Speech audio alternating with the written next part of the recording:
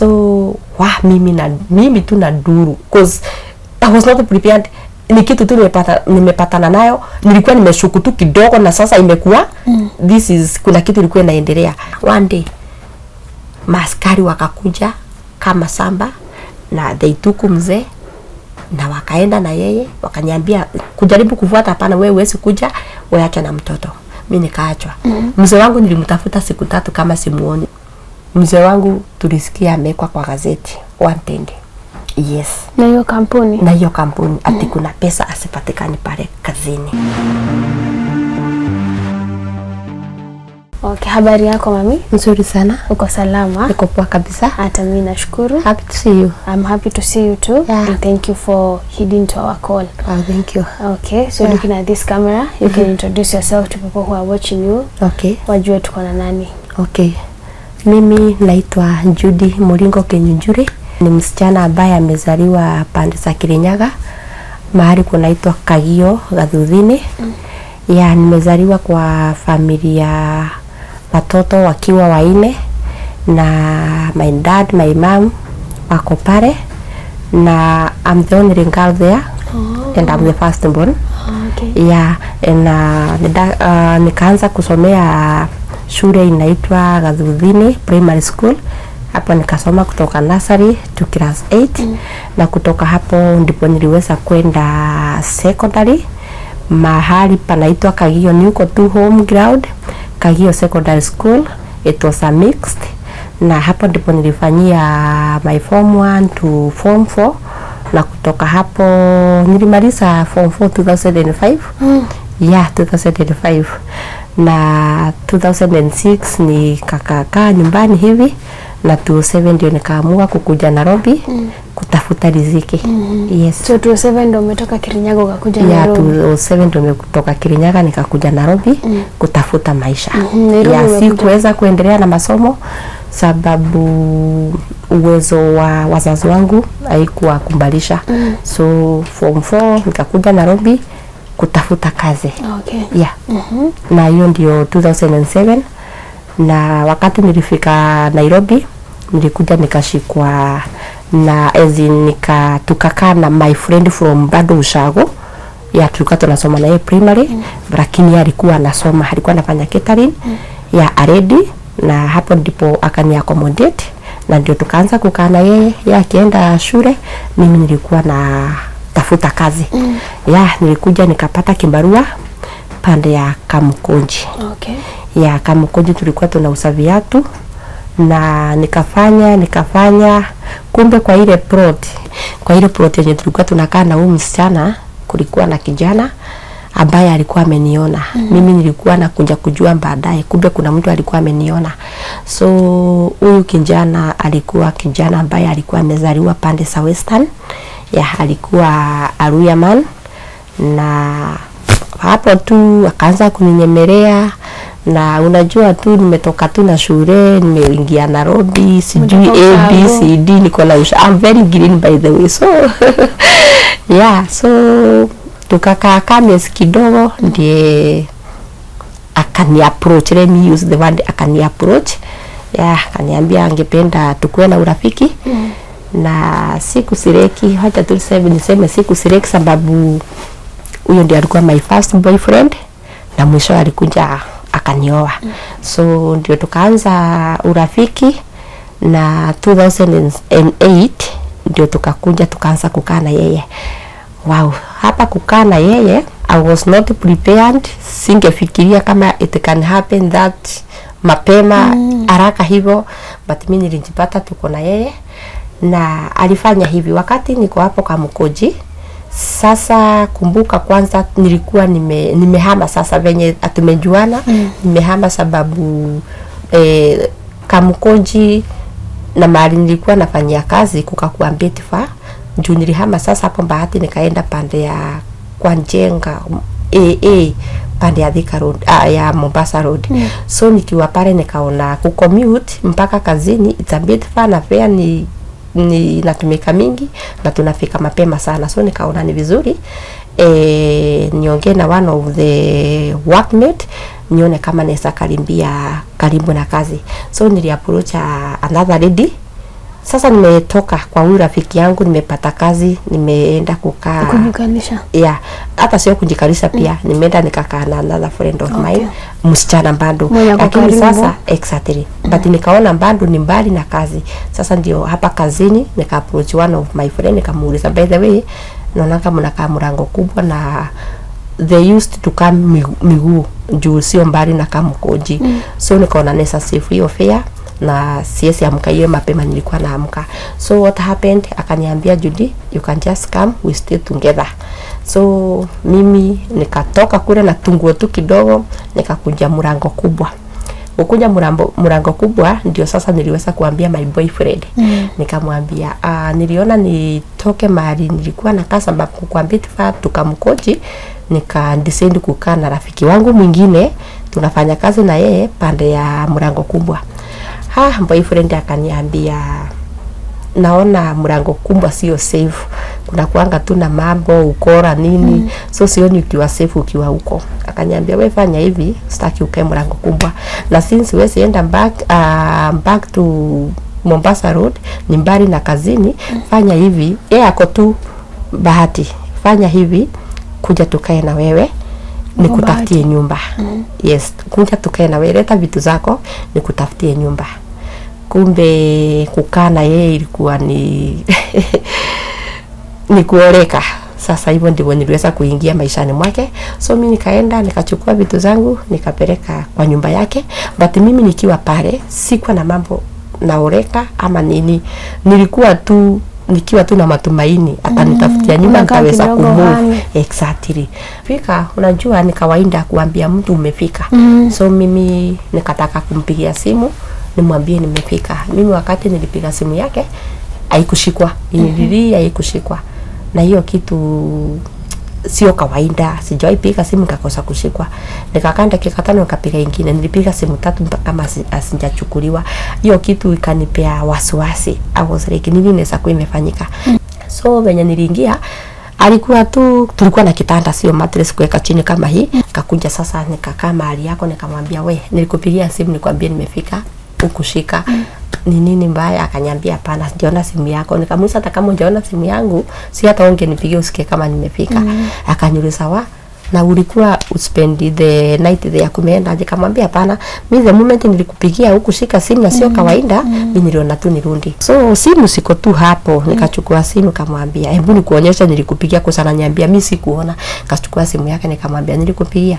Kwenda kuangalia, nikarudi kwanza nikachanganyikiwa kuangalia yake sioni, cause alikuwa amenisave sweetheart. Sasa naangalia sweetheart miss call yake iko wapi? Sioni. So mimi nikaenda back to my phone, nikaangalia nilipiga saa ngapi, ndio nikaangalia kwa simu yake, nikaona sio sweetheart. Hiyo masaa mwenye alipiga ni Judy Kuso. So it's my number, imechangewa, imewekwa Judy Kuso. Okay, let me just say it. Men watakupia tu excuse. So sijui nini na sikushindania mimi, sikushindania. So mimi nikaanza kupika, kosa kwa amepika, nikapika, tukakula. Hapo tu hata hatujamaliza tu kukula, kulipiwa nduru nje. Kupigwa nduru, so unaona kanyumba ni kadogo na nyumba yetu tu iko tu karibu na barabara. So what happened, nikaona ni vizuri kuliko nifungue mlango nitoke dirisha ya choo, kwa sababu ilikuwa kabedi sita. Dirisha ya choo nikichungulia nitaona nje. So mimi nikaingia kwa choo, nikakanyanga choo, hapa tunakalianga ndio niweze kuona nje. What I saw hapo tu kwa hiyo kandirisha hapa, siku tunaekeleanga sabuni nini hapo. So hapo ndipo nilipata trust 2 condoms. Yes, simetumika. Siko weti.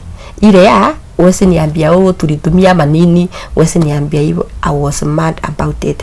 So mimi tu na duru, cause I was not prepared. Ni kitu tu nimepatana nayo, nilikuwa nimeshuku tu kidogo, na sasa imekuwa kuna kitu ilikuwa inaendelea. Mimi nikapiga duru, kupiga duru, nikakuja nikamuuliza, kuja uone hii ni nini. Akaniuliza kwa nini. Si of course anajua, cause nanya ameka hapo. Remember tukiwa pale mimi sikuwahi tumia trust, hatukuitumia. Kwa hivyo hakuna venye anaweza niambia nini. So hii ni kitu yenye sijawahi tumia, sijui imekujaje, inaonekana tu imetumika. Mimi nilipigwa kofi. Kuuliza tu, this is evidence, na amenipiga kofi. Kanipiga kofi, nikafura jisho na mdomo. Mimi nikapiga nduru, nikalia, hata yuko alishindwa kunibembeleza cause ako guilty, unaona. So yeye alikaa tu kando, mimi nikafungua sasa mlango, nikapiga nduru, nikalia, ikafika saa 8 kuna mtu mwenye ako na shughuli na mimi. Na hizo vitu bado ziko hapo kwa dirisha? Siko tu hapo kwa dirisha. Hata hakutoka kwenda kuona. That means alikuwa anajua ni nini iko pale. So mimi ikafika saa 8 nikiwa nje. Mimi nikaona tu hata tu nirudi kwa nyumba, kuna baridi nini, mimi nikaingia kwa nyumba and I slept. Kulala ndio tukaamka asubuhi. Sasa asubuhi ndio sijui nini kunibembeleza tu, akanibembeleza akaniambia hapana, it's not what you think, and I'm like it's not what I think, but what's that? I can remember the whole of that year, 1 year hatukuwahi sema kwa wazazi wetu kama tuko pamoja. So hata hii tena home kusema hapana. Like akipigiwa simu na wazazi wake ama the brother sister, angeniambia nyamaza, napigiwa. Mimi nikipigiwa the same nyamaza. Hivyo ndivyo tulikuwa tunaishi mwaka mzima. Sasa kwa hiyo mwaka mimi sikuwa naelewa hata mambo ya family planning. I'm very clean by the way. So mimi nilijipata niko na ball. Hiyo duration ya hiyo 1 year tujasema, nikajipata niko na ball na wow, nikachanganyikiwa cause nikiangalia mali nimetoka atuko stable. Sasa hii ni mimba. Alafu ile tu unajua wakati huo by then sio kama siku hizi. By then kupata mimba kama hujaoleka, unaona sijasema. It was very haikuwa ina sound vizuri. Exactly, haikuwa inaleta picha poa. So mimi niko na mimba yangu. Mimi nikalea mimba yangu. Ikafika 4 months. Kufika 4 months I was like, sasa nitafanyaje? Nitaambia wazazi wangu aje? Mimi I don't know. Nilifikiria tu why can't I abort? Hivyo tu. Yes, why can't I abort? Nitaambia wazazi wangu anje. Hivyo ndivyo nilijiambia. It's just a year. Hapa katikati tu ya mwaka, sijui kama nikuoleka nimeoleka. Kwanza alinicheat, ndio huyu niko na mimba. Kitu tu iliniambia abort that child. And I did it. Ulimwongelesha yeye? Nimeabort na alijua sababu yes yako kazi. Mimi nilienda hosi na wakaanza kunishughulikia kutoa mtoto na ikakuwa na complication, so we had to call him.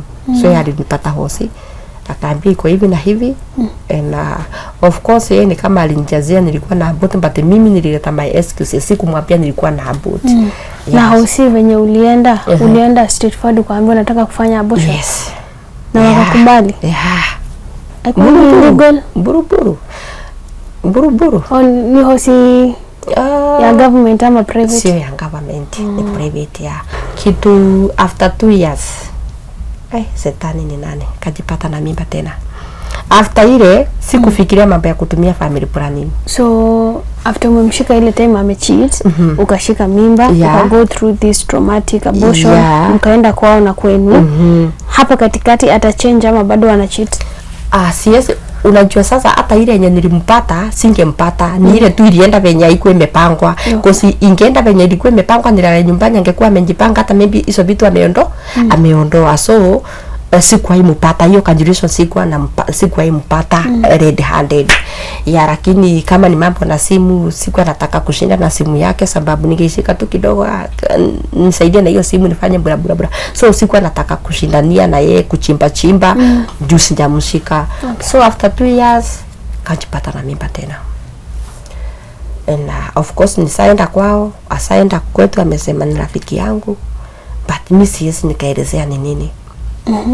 Kitu tu tena ikakuja. Huyu mtu bado kuna question mark. Hivyo ndivyo najiambia kwa moyo wangu. Hii ni mimba sasa. Aje ukatoa tena? I am aborted the second pregnancy. Kwa same hospital? Not the same hospital. Kwa sasa venye nilienda huko nilipata kulifukangwa. Nikatembea. Umewahi tembea na ujumari unaenda ukiulizia tu, unaingia tu a private hospital unaulizia can I do this and this? Unaambiwa hapana, unaenda ingine mpaka mara unapata yes we do it. Okay, saa nikajipata tena nikaambut the second pregnancy. Mimi kitu tu ilikuwa naniambia just about I don't know. So nikaambut miezi tu 3-4 na bado I think hapo sasa alikuwa anaona ni sio miscarriage, ni kama alikuja kunjua ni kuambot, but hakuwahi ni ambia you did this and this, because mimi nilikuwa namwambia nilianguka nini you see, so excuses. So ikaenda hivyo, so niambot 2 pregnancies. Sasa kutoka hapo ndio nilianza kujiuliza hii maisha yenye naishi aje. Sababu okay, one nilimshuku na sahi sijui venye anafanya, maybe ni kunijifichia. So tukaenda hivyo mpaka now almost 4 years. Kitu ikakuja ikaniambia, Judy, unazeeka, miaka inasonga, what are you doing? Sijaanza kupanga uzazi, what are you doing? Nikasema, by the way, wacha sasa nizae. Hiyo ni mimi nimejiambia acha sasa nizae. Mimi ndio nikapata mimba sasa tukiwa in the 4th year. Nikapata mimba na nikazaa kijana anaitwa Emmanuel Mwara Anuso. A very cute boy. Na nimemzaa, mimi ni mtu wa CS.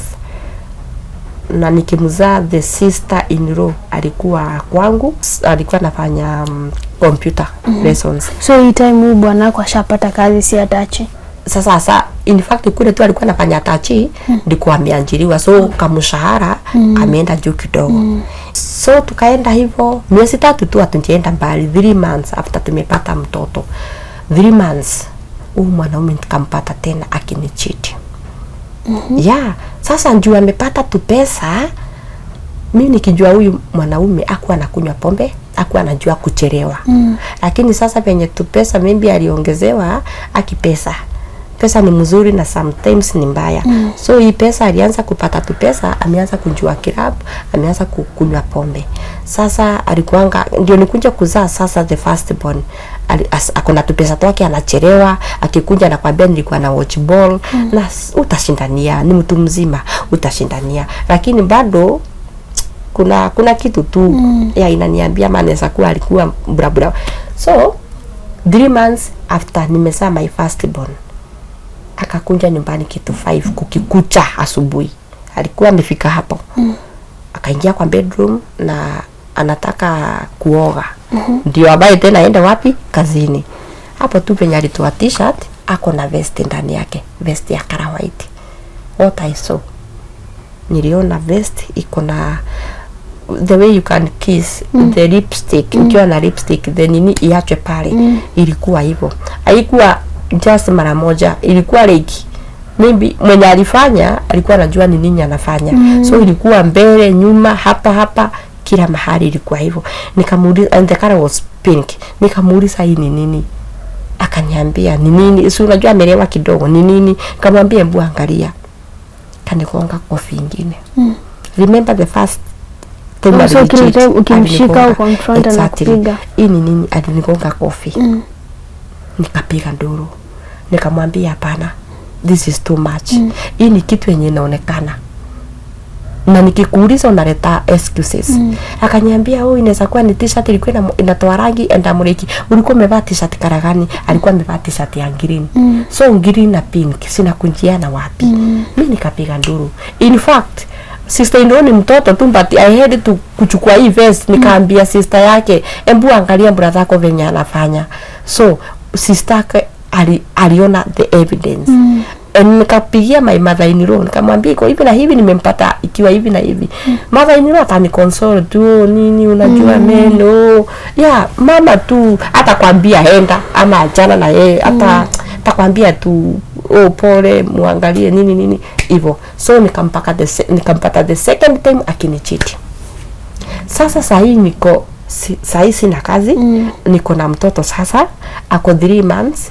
Kwetu tumelelewa shinda tu, kwetu we are not well up. Amurexie sienda nyumbani, kapee madhe, stress na staki hivi. Wata tu nikaimba sikufichi. Ningekuwa na uwezo saa hiyo, mimi ninge move.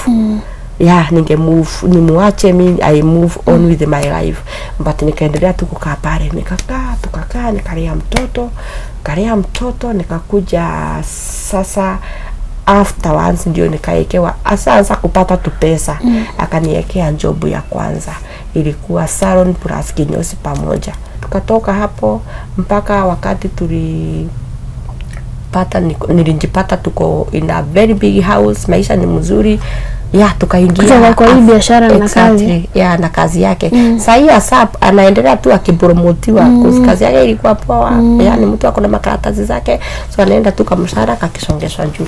So nikajipata ameniweka vizuri. Tukawa kwa nyumba kubwa. It was a 4 bedroom maisonette. Tulikuwa tunalipa 35k. Tumefika hapo.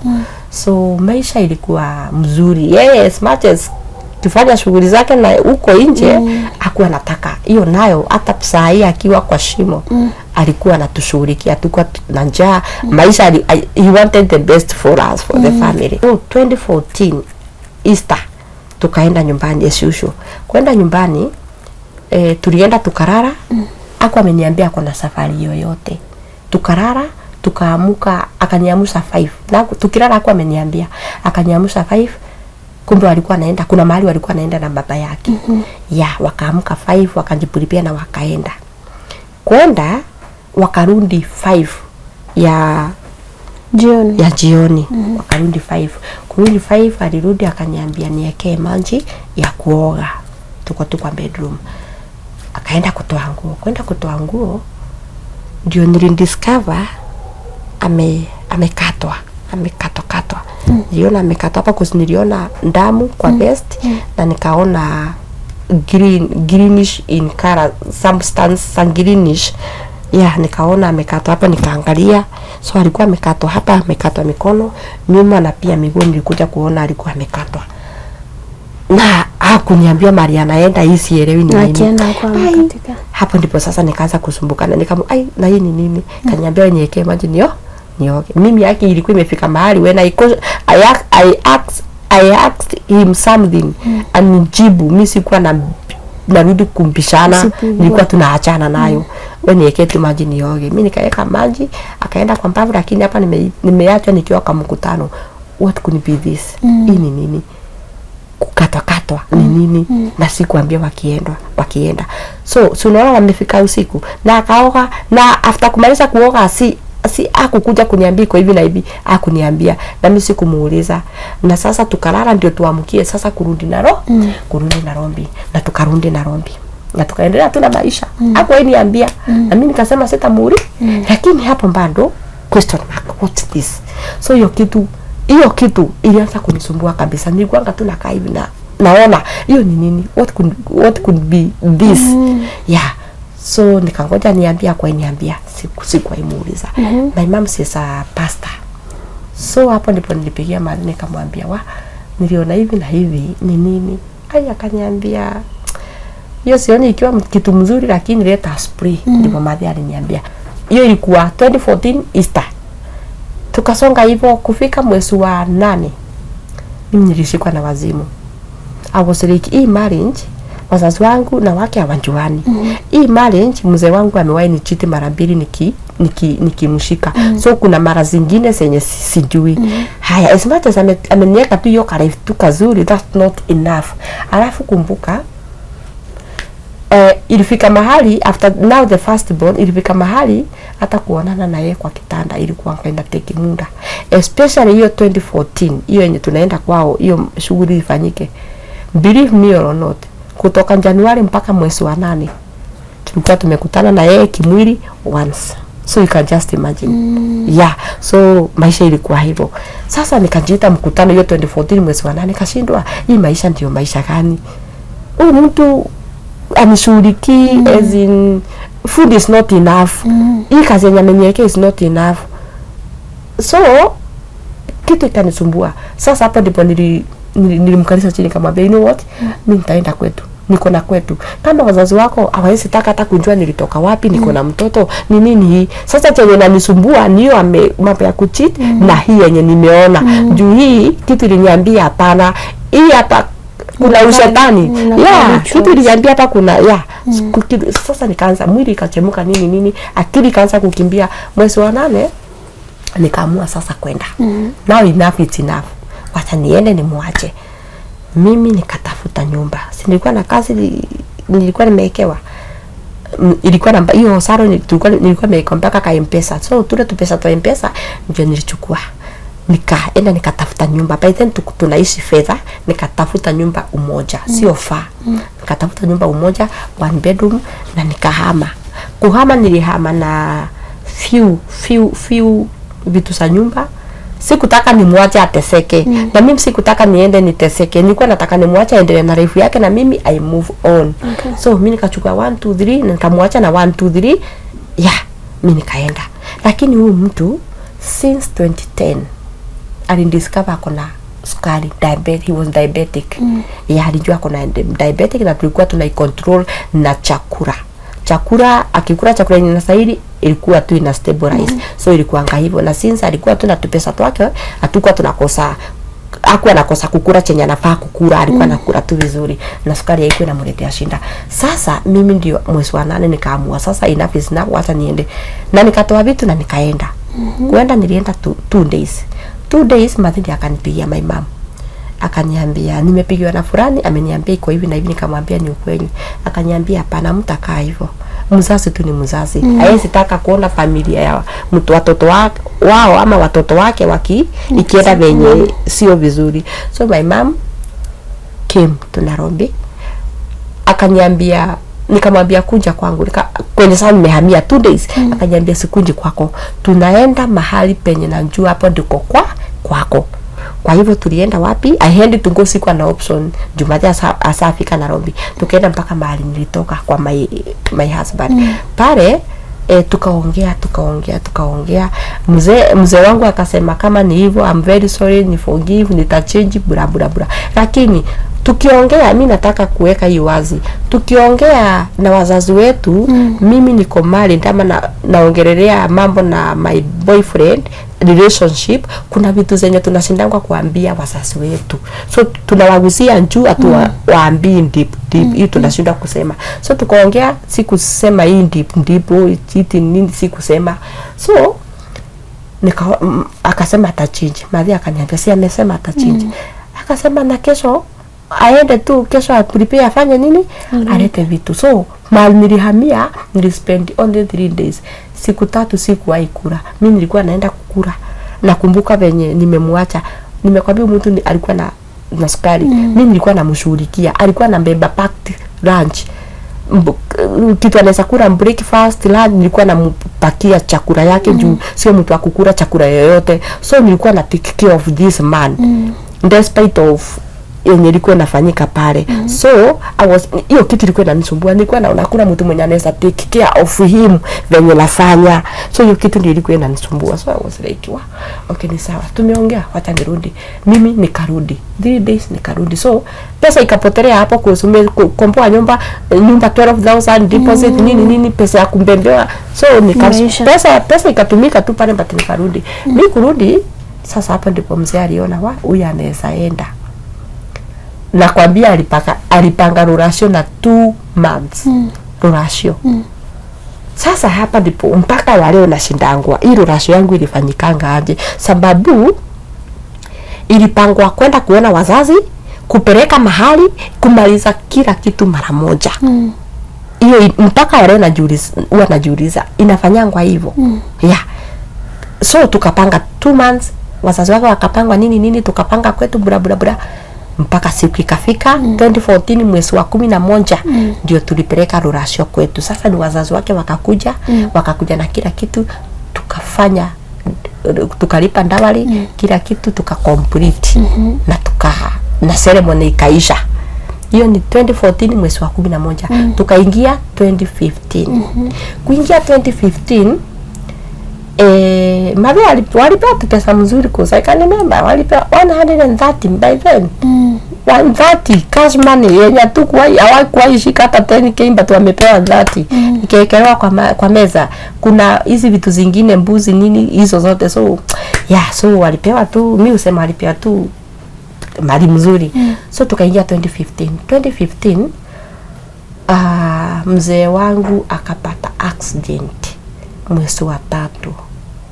Before apate accident mwezi wa 3, venye tu tumeingia 2015, nikawa nimefungua a very executive kinyozi na ilikuwa kubwa na nilikuwa naona hii ni kinyozi itakuwa inanipea pesa mzuri. So I was like, tutafute msichana mwenye atakuwa anafungua, receptionist anafungua, na juu tunakaa kwa nyumba kubwa tumwaccommodate kwetu. So anatoka kwa nyumba anaenda kazini, pia tunamumonta mwenye anafanya kazi. Na mzee akaniambia that's a good idea. So ika happen tu tena akaenda home. Hapo tu early 2015 akaenda home. Wow. Yes. Kwenda home, akiwa home akanipigia simu akaniambia kuna msichana ndadi ameniambililia. Ndadi. Kuna msichana mdadi ameniambililia anaweza tufanyia hiyo kazi. Kamwambia wewe kama unaona anaweza fanya kazi, wewe kuja tu na yeye, akishindwa si atarudi. Mzee wangu alikuja na msichana. Ametoka ushago. Na ni ndadi ni my father in law amemwambililia hata sio my mother in law, ni ndadi. Akakuja na yeye. Walisafiri usiku, wakafika Sunday usiku, wakakuja wakarefreshen, wakakula, wakarara. Mzee akaamkia kazi Monday, tukaachwa na msichana. Sasa venye tumeacha na msichana, niko na nafasi ya kumhoji who is she, ametoka wapi, bla bla bla. Wakati wa breakfast tukakaa tu hapa, nikaanza kumuuliza hey, unaitwa aje, umetoka wapi, bla bla bla bla. Msichana aliniambia unjui mimi yule msichana wa papa. Ndio nilikuwa na watch movie sana Nigeria sana. Kuna hii Nigeria papa. So nikajaribu kushikanisha papa Nigeria, papa na ni waganga. Kamuuliza papa, akaniambia mahali baba Manu anakujanga kutimbiwa. Sasa hapo ndipo nikashikanisha mbio. Kumbuka wakati tulienda nikapata amekatakatwa, mimi sikushikanisha, but hiyo kitu inanisumbuanga. Haya, sasa msichana ndio huyu, ni msichana wa papa. Mahali anaendanga kutimbiwa. I was mad about it. Hapo ndio imagine, na alikuwa ameacha mtoto wa 8 months nyumbani akuja afanya kazi. Nikamwambia mimi sasa ni saa prepare sasa atarudi. Nikamwambia aki mtoto wako ni mdogo 8 months. Hapana, hata afai kukua ameacha kunyonya. Akiwa utaenda make sure mtoto amenyonya mpaka 1 year and a half ama 2 years. Kazi haiendi mahali utakuja. Hivyo ndipo nilipata excuse ya kumwambia aende. Nikaambia mzee fulani iko hivi na hivi atarudi juu ameniambia kuna mtu. Sikutamwambia chenye ameniambia tio ni wa papa nini. Ameniambia kuna mtoto mdogo, na since mimi ama mother siwezi atafanya hivyo mtoto wangu, wacha kwanza aende alelele mtoto. Akaniambia sawa, kama umeona hivyo wacha aende. Nilisikia the tone amekasirika. Na mimi nikapeleka msichana mpaka country bus, nikampandisha gari. Sikutaka, mimi niliogopa, sikutaka kumupea pesa. Unajua vitu zingine lazima uogope. Sikutaka kumupea pesa anjilipie nini. Mimi nilimpea pesa, nilipa gari, akasikumbaya hata chochote. Mimi niliogopa. Msichana akaenda. Hapa ni kitu tuseme February. Nakwambia maindia, I think tulikaa 2 weeks after huyo msichana ameenda. 2 weeks mzee wangu akakunja akapata accident. Kupata accident, our life kutoka apart accident till now haijawahi maisha yetu haijawahi eleweka. Mkafilisika. Amepata accident. Kupata accident, ameumia sana juu alikuwa anatoka nyumbani. Accident ilikuwa Salga, ilikuwa usiku, akapelekwa wakachukuliwa, walikuwa watu wawili, mmoja ameaga na ametoka mashishi ya huyu mwenye ameaga. Mzee wangu alikuwa amemshindikisha, amempeleka kama rafiki. Mwenzake amekufa, ameachwa yeye peke yake, but aliumia kuza hii mfupa ya kushikanisha shingo na mkono ilivunjika, so aliwekwa chuma.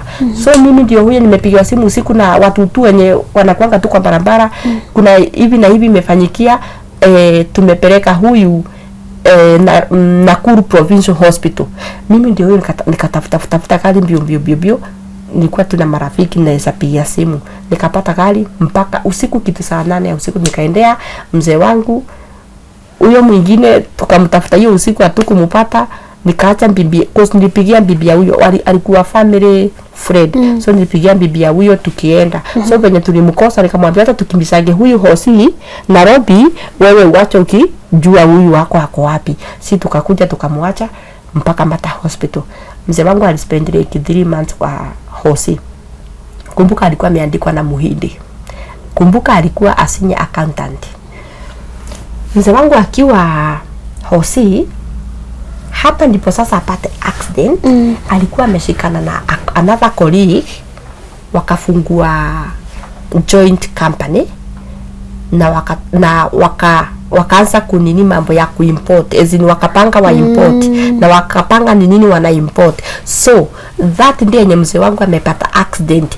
Hiyo mali ndio ilikuwa inafika inarudi Kenya kutoka Dubai. Ya walikuwa nataka kusanga TV, laptops, kopia, vitu kama hizo. So mzigo imefika, mzee amepata accident. Kwa hivyo hii wakati yako hosi imekuwa sasa huyu mwenzake ashughulikie mzigo ito, ndio lazima ilipiwe tax ndio iweze kuuzika.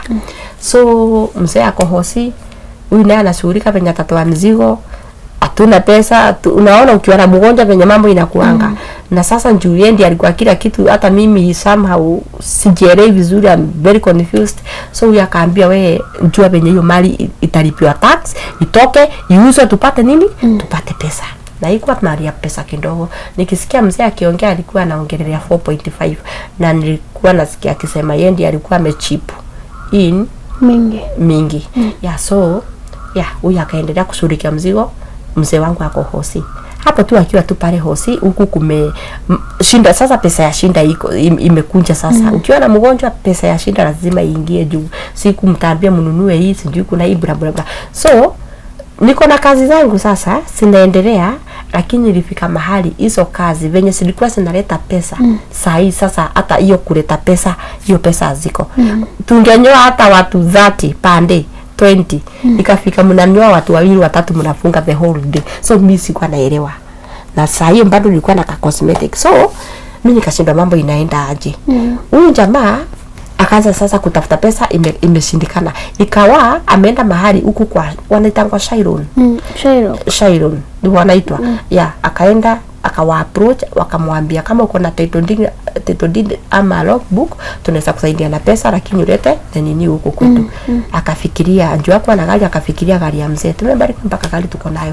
Akafikiria mzee. Akakuja mpaka Mata Hospital. Akaambia mzee iko hivi na hivi. Mzee wangu hakuwa na choice. Njoo hatuna pesa, nini mizigo lazima itoke. Hakuwa na choice.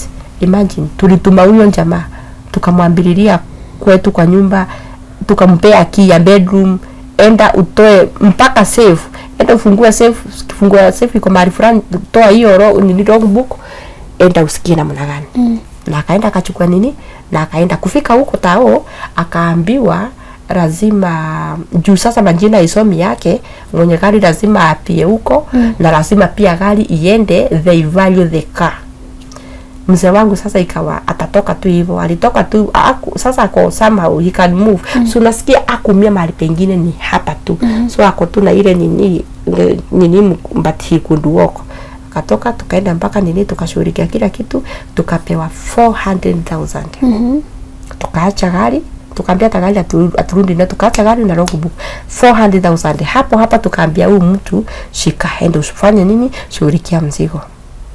1 week alikuwa nilienda nikapata mwenye tuliongea na yeye, alikuwa nikatia kitu kandogo, aliniambia atanisaidia, ayuko ako off. 1 week ikaisha. Mzee wangu sasa si amerudi hosi, ikaisha.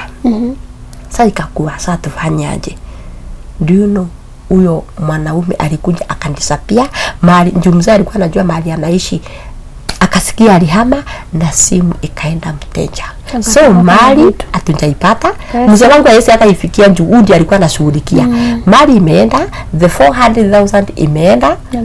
Gari ndio hiyo, tufanye nini? Sisi wenyewe hatuwezi pata the interest. Unajua tungekuwa tunalipa interest tukingonja ni kitu kingine. Hata pesa ya interest hatuwezi afford. Tuma tukaona haya gari itaenda tukimchezo. Tukajipeleka sasa, mzee wangu ametoka hosi. Tukajipeleka, tukasema sisi tuko hivi na hivi. Ule mtu alienda akapotea. Sasa tumekuja mtuambie the way forward. Hiyo gari nikiangalia ilikuwa imenunuliwa 980,000 na ikafanywa mambo mingi. Gari ikikuja kuna vitu kuchenjua miguu, car track nini. So hiyo gari tukihesabu ilikuwa inafika 1.1. Lakini hiyo gari tulipewa the 400 ikaenda nyatuku kura hata kidogo. Hapo tukaambiwa pesa ile tunaongezea kwa hii gari ni 150. Tuchukue gari tuuze. Hatukuwa na otherwise. Yaani ilikuwa imefika mahali sawa. kila kitu sawa, hatukuwa na otherwise. Tukapewa 150,000 na ndio tukaenda nyumbani. Mzee wangu sasa toka hosi, life ikakuwa ngumu, mpaka rent ya sasa ya kulipa ile nyumba tunakaa ikakuwa ni shinda. Tukateseka. Wacha nikwambie, nilikuja kujua maisha yako kama iko mzuri ndio unakuanga na marafiki. Mimi I hate friends. Sasa hiyo ndio nikaona mpaka wazazi, kwanza the in-laws wenye nilikuwa na watu walikuwa wananipenda hapo mbeleni. Mimi kunipenda walikuwa wananipenda. Na mimi nikienda kwao nilikuwa naenda kama ni queen ama nilikuwa nachukuliwa kama mayai. Na mimi nikienda pale na wapampa tu, you see. So hata ilikuwa nimefika mahali tulikuwa tumewambaia akaprot. Tumesaidiana kujenga. Sasa hivi wako na nyumba mzuri permanent. So tulikuwa tuna chip in. Ikakuwa shinda ndio hii, shinda ni mingi. Ikakuwa sasa to move kutoka hii nyumba tuende nyumba kidogo. Hapo ndipo tulianza kuuza mpaka vitu za nyumba. Yes, before then bado hujafunga kinyozi? Sijafunga.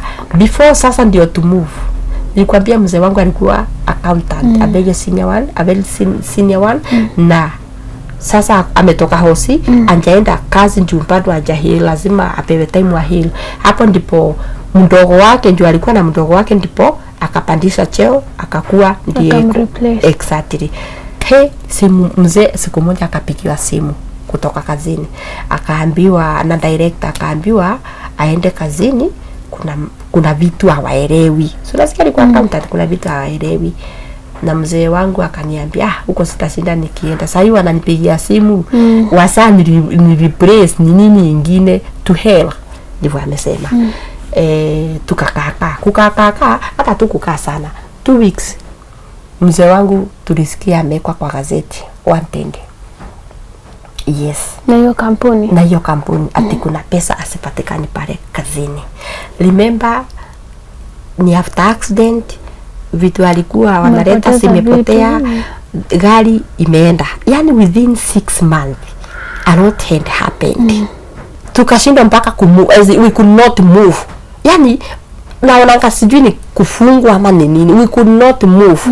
Ili ationju ati amewekwa wanted apotee ama nini. Tulikaa tu pale. Tukakaa. One day maaskari wakakuja kama samba na they took mzee na wakaenda na yeye, wakaniambia kujaribu kufuata, hapana, wewe huwezi kuja, wewe acha na mtoto. Mimi nikaachwa. Mzee wangu nilimtafuta siku 3 kama simuoni. Nikaenda Kayole, nikaenda village, simuoni. Nilikuja kumpata railway, kuna station iko hapo. Nikaenda nikampata huko. Sasa hapo huko tu ndiko nikapatana na lawyer. Sasa kuna lawyer tu nilipata hapo akiongelelea kesi nyingine. Nikaambiwa na one of the, I think ukipata unaweza tu njipata mahali na ukue, kuna watu tu wanakusaidia pale. One of the person hapa akaniambia, why can't you talk to wewe mzee wako, si uongee na huyu ni lawyer, alikuwa Mkisii. Nikamuapproach na akaniambia sawa, let us start what. Then ni mzee wangu akapelekwa kotini. Kupelekwa kotini, aliitishwa cash mbili ya pesa mingi. Aliitishwa 2 million, lawyer akamutetea, ikawa ni 1 million. Kotini ameambiwa ameshtakiwa na? Amestakiwa kuna pesa imepotea kwa kampuni kama 18 million. Yes. Wow. So, huyu lawyer akotini akamunini cash mbili ikakuwa 1 million. Pande ya mzee kuna watu tu wamebarikiwa. Do you know hiyo pesa ilitolewa within 2-3 weeks na a cousin wake. 1 million ikatolewa akaekewa. But sasa hii 1 million lazima tungerudisha. Tulikuwa tunaona kesi tu itakuja tu kuisha na hiyo maneno ishe. Sasa hiyo ni 2015. Mzee wangu alikuja kufariki 2019. Injuration ya 5 years ilikuwa ni kama hela. Machozi. Kesi haikuisha. Kwa hivyo hata akiaga kesi bado iko. Kwa hivyo the 1 million ya wenyewe bado iko wapi? Lakini tulikuwa tumenunua shamba pande ya Western. Hiyo kaproti ndiko tuliuza 750. Hiyo pesa tukukura. Tukaita mwenye alitoa 1 million akapewa. Ikabaki ndeni ya 250. So tukangoja kesi wakati itaisha, hiyo 1 million ikirudi atapewa 250. Kesi nini pesa yake? Ikuwa amepewa pesa yake yote. Hivyo ndipo ilienda. So Kesi ikaendelea, maisha tunapambana. Mzee wangu hakuwaipata kazi. Being a senior person, alipona anafanya kazi, but since 2015 mpaka 2019 kuaga kwake hakuwaipata kazi. Ilikuwa like a nightmare. Angepata, alikuwa na shida kwa gazeti, anaona penye kazi huwa zinaandikwa, ana apply nini, anaenda interview, alikuwa anaenda mingi. Most of the interviews anaenda alikuwa naambiwa you are more qualified. Yani tuko tunaelewa what was happening. But remember, nilikwambia immediately yule msichana alitoka kwa nyumba, juu sasa nilikaa chini nikashinda nini inafanyika. Nikaona tangu huyu msichana atoke kwa nyumba yetu, akidhins sikafanya soma sote, I'm telling you. So tukaishi hivyo shinda, I'm telling you, tukatoka kwa hiyo nyumba sasa tukaingia nyumba ndogo, tuko na kesi inaendelea. So alikuwa anafanya kesi akiwa nje. Maisha ikakuwa ngumu, mpaka ikafika mahali now we had to, unasikia alikuwa diabetic, amepata accident, complication, unajua haitakangi hiyo mambo na complications. So sukari ilikuanga tu na shida, ikiamka aishuki hivyo ikaleta complication. Then mzee wangu akakunja akapata na depression. Juu uwezi amini hii yote imekufanyikia. Hata mwaka haijaisha lakini a lot imekufanyikia. Kupoteza kazi, kesi ndio hii. Mali yako imepotea. Yani umeachwa bila kitu. Mzee wangu alikuwa anakaa kwa nyumba analia. But I has make any move. Mimi ndio nilikuwa natoka naenda kwa hizo kazi zangu, but remember hata hizo kazi nilikwambia tulikuwa tunapata pesa, lakini hata hizo kazi asikuwa irudi kuleta pesa tena. Mimi nilikuwa na shida ni nini naendelea. Tukaendelea hivyo tukateseka. So ikafika mahali mzee akaanza kusumbuliwa na hiyo sukari, ndio ikafika mahali sasa wasasi si the mother ni nurse, the dad ni doctor. So akaambia kuliko tukutumiange medication huko na hata ukuli vizuri, kwanza kuja na huku tukuangalie. Before mzee aende, shindi imekuwa mingi, hakuna mwenye tunasaitisha 200 atupee, hakuna mwenye anaweza tupea nini ama nini, na ngangana tu mimi ndio breadwinner, kulipa nyumba ya kukaa, kulipa nyumba za kazi ndio hii hakuna. Mimi it was a nightmare. So Shetani akaingililia hapa sasa. Shinda. I think wakati kuna shinda, Shetani anajuanga mahali hata ingililia, anajuanga mahali hata. Yeah. So hapo tu kwa hiyo duration before sasa aende nyumbani mzee. Mimi nikaapproachwa na Aman. Mwanaume alikuanga anakuja kwa kinyozi yangu. Alikuwa customer. Kwa kinyozi yangu ilikuwa very executive, so ilikuwa na watu walikuwa kona ndo nini, watu wanajielewa, walikuwa nakuja pale. Akani approach cause he used to know my late husband before, na akasikianga na wafanyikazi alipata accident nini ako kwa nyumba bra. So Shetani hapo ndipo alikuja na akatumiwa mwanaume akakuja akaniambia tukue na relationship. Na venye alikuja akani approach, mimi nilikuwa nimefika mwisho na si kuangalia nyuma ama mbele. Nimwambia sawa, I'm married. But nimwambia sawa, niko na mzee kwa nyumba. Kamwambia ni sawa. So siku moja akaniita mahali, tukaenda tukapa cup of coffee tao, na akaniambia mimi I'm ready to help you. Now, unesanje saidiwa na mwanaume just like that. There is something behind that. Kaniambia I'm ready to help you. So ikafika siku ameniambia now nataka turani na wewe. So mwenye mmeenda coffee akakwambia ataka kusaidia. Yes. Alikusaidia hapo katikati before mlale naye? Not even exactly. Siwezi sema okay, siwezi ita usaidizi. Siwezi sema tu kupewa tu transport ya kwenda, okay, siwezi ita usaidizi. So ikafika mahali akaniambia tulale na yeye pamoja. Sikuwa na otherwise. Shinda ilinifanya nikaenda nikalala na huyu mwanaume kama nimeacha bwanangu kwa nyumba. Ako helpless, as in aisindisaidia, move. Mimi nikaenda nikalala na huyu mwanaume, na venye tulienda tukalala na yeye, sikufikiria mambo ya protection nini. I think I don't know, sijui tunabebango akili ama namna gani, siwezi jua ni nini ili happen because we just did it without protection. Ulikuwa in love? Sio love. Siwezi sema ni love. mimi mtu amesikia tu ka story mzee wa huyu iko hivi na hivi, ako kwa nyumba na kazi, alipata accident, so akachukua that advantage, akakunja kwangu, akaniambia can we have a coffee, can we go for a cup of coffee after that. Akaniambia naweza kusaidia, naweza chip in mahali nawe naweza, na kutoka hapo ndipo kwanza tulale na yeye maybe ndio nikajipata tumelala na yeye. Na venye tulilala na yeye sitawahi sahau, tulilala na yeye tarehe 1 2017.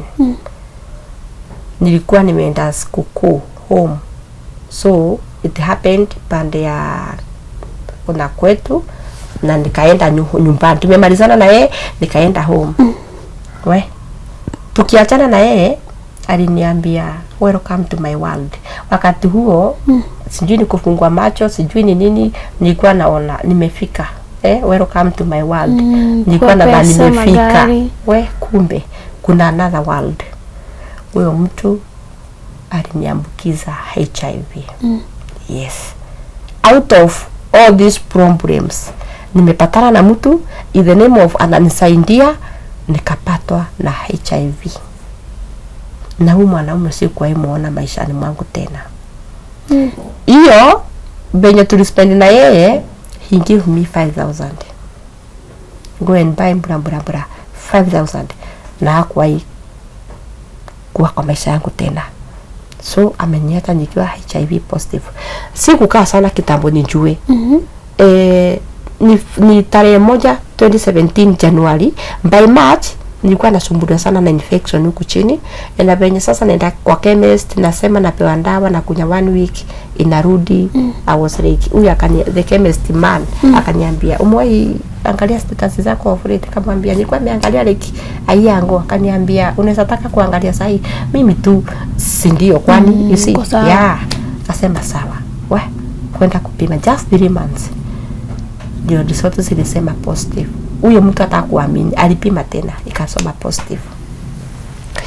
Nifanye nini? Kichwa ilienda kama saa, kichwa ikasunguka. I was like, sasa nitaenda kuambia bwanangu aje. Lakini after nilikwambia hapo nyuma tulikuwa tunakawia sana kitambo tupatane na yeye. So sikuwahi hizi the 3 months atujanini na yeye, atujapatana na yeye. Sasa nikashindwa, sasa nitamwambia aje? Mimi ndio nimepata hii kitu, nitamwambia aje? Mimi nikaenda kwa nyumba, tukakaa siku kidogo. Siku moja tu nikamwambia juu ya hii infection venye na nisajua juu ya hii infection venye inanisumbua, why can't we just go and check our status? Nilikwenda kwa chemist, anashindanga akiniambia moyo angalia status zako. Akaniambia hii kwani kuna kitu? Wewe enda angalia, mimi si huko. Hakuwahi mpaka kufa kwake, hakuwahi enda kuangalia status na mimi. Sasa nilikuwa nataka tuende ndio niko nifahamiwa akiwa hapo. Juu mimi nashindwa kumwambia. Amekataa. Na mimi najijua. Tukakaa hivyo. Sasa ikafika mahali anataka tulale na yeye. Nikamwambia hapana. Sasa nikateka hatua ya kwenda nipime, najua niende nipime ndio nikuje na result. I did that. Nikaenda nikakuja na result. Nikamwambia you know what? Here the result. Nilienda juu nikwambia twende, ukakataa. Mimi nimepata iko hivi. Mzee na ako na depression. Mzee na ako na sukari. Mzee ana nini ama wala nini. Sasa amesikia uko hivyo. He was mad on me. Hapo hakunigonga. But the way he was acting, he was mad. Tukakaa like 1 week. Sasa hii kwa nyumba mnakaa aje? Tunakaa tu kama tu amani and wife, napika tu, tunakula, kulala naangalia huko na maisha ikaendelea. Sasa ndio ikafika mahali bado anataka tulale na yeye after kuconfirm I'm like that. But do you know, nilikuja nikalala na yeye. Tukaanza kulala na yeye. Lakini mzee wangu akikuja kukufa, mimi siwezi elewa. Hakuwahi confirmed ako na HIV. Mimi hapo siwezi elewa. Alikuwa anapima, si akiwa na sukari nimemsumbua anaenda hosi mpaka hizo nini. So alikuwa anashindwa akipimwa. Mimi hakuna mahali nilisikia mzee wangu ako HIV positive. So mpaka wa leo sijawahi shikanisha kulikuwa kunaenda aje. Alafu venye niliambiwa, mimi nilikataa kukunywa dawa. Yaani venye niliambiwa tutakunywa dawa maisha yako yote. Maisha yako yote. singekumbali, sio rahisi. Mimi nilikataa a full year. Nilikataa kukunywa dawa. Sasa ndio nikuja sasa kwenda kukumbali kukunywa dawa. Hakuna mwenye alinituma. Nilikuwa venye tu niko I weigh like 73 to 75 kg. Ndio sasa like a year sasa tangu nijue na sijoi kunywa dawa. Ndio nikakuja nika discover within a month nililost like 10 kg within a month. Hiyo kitu kanistua. Sasa hiyo sasa ni saa pata rashes. Kama lingo, unaona lingo venye na kuanga. So the moment umeoga ama umefanana kama umepangusa, sinaacha sikitoa maji. Mimi am telling you, uso ilikuwa imefika mahali sasa nakaa kama woria. Nikienda mahali haikujifunika kichwa na kitu, alafu najifunika hapa, naonekana tu hapa jurases kwa kichwa. Those ringworms sikuwa simejaa kwa kichwa. So the moment alafu najikuna, the moment ningekuna inaanza ikitoa tu maji. So kichwa yangu yote ilikuwa vidonda. Mimi nilikuwa naona sielewi ni ugonjwa ama ni nini. I have to make the matter worse. I discovered something. Unaona mahali kuko na nywele. Mahali tu pako na nywele, sio kwa kichwa, kwa armpit, huku chini. Nilikuwa nakaa kama ngozi ya nyoka. Unaona venye inakaanga very rough, grayish. Kila mahali penye pako na nywele. So nilikuwa nashinda hii ni nini? Ni ugonjwa ama ni nini? Sasa hapo ndipo nikachukua hatua sasa ya kwenda hosi. Sasa nimeenda hosi juu ya rashes. Najua venye nilikuwa nifanywa am positive, but sijawahi kumbali kukunya dawa. So sasa hivi nikikutana tu na mtu ananiambia, Judy, si uende hosi fulani wanashughulikianga ngozi. Juu inaweza kuwa ni fungal, sijui ni na ninajua nini ni nini. Mimi siku moja nikaenda casino, sikuenda mbali, Tao casino, nikaambiwa mahali iko, nikaambiwa hiyo ndio na skin. So mimi nikaenda hosi. Saka just squeeze uwezi timbiwa kama hujapimwa HIV. Kwa hivyo hata wakati niliandikiwa niende nipime kwanza, mimi nilikuwa najua ni nini. Nikaenda nikapimwa, nikaambiwa uko HIV, guided and counseling nini, are you ready to start your medication? Kasema yes, I'm ready. Nikaandikiwa mandawa. Sasa hapo ndio nikakumbali kukunywa mandawa. Na after kukunywa mandawa ndio sasa hizo nini sikakuja nimepewa dawa ya kupaka, kukunywa, hizo vitu sikakuja sikikiria. Sasa nikurudisha nyuma kidogo, wakati mzee wangu alilemewa sukari, complication, depression, atukuli vizuri, akaambia na wazazi wake kwanza aende nyumbani wamwangalilie huko, na akaenda akatuacha mimi na my son. Akaenda akakaa kitu 1 month, akarudi. Kurudi maisha bado ni ngumu. Nakwambia tulitoka hiyo maisonette ya 4 bedroom ya 35,000 tukajipata tukiwa a single yenye tunalipa 5,500. Tulishuka hivyo. Na tukushuka kutoka pale mpaka hapa. Tulikuwa tunashuka after hiyo nyumba tukaingia 2 bedroom, tukaingia ingine 2 bedroom iko chini, tukaingia 1 bedroom, tukajipata mpaka kwa single. Hivyo ndivyo tulikuwa. Na tukiingia kwa kila nyumba, kwanza vitu tuliuza kwa hiyo nyumba hiyo maisonette. Tuliuza vitu ungehesabu hizo vitu, the dining table, the kiti, sofa, nini, vitanda. Hizo vitu tungehesabiwa tu vizuri penye tumenunua. Hizo vitu singekuwa worth more than 300,000. But hizo vitu silimbaiwa 51,000.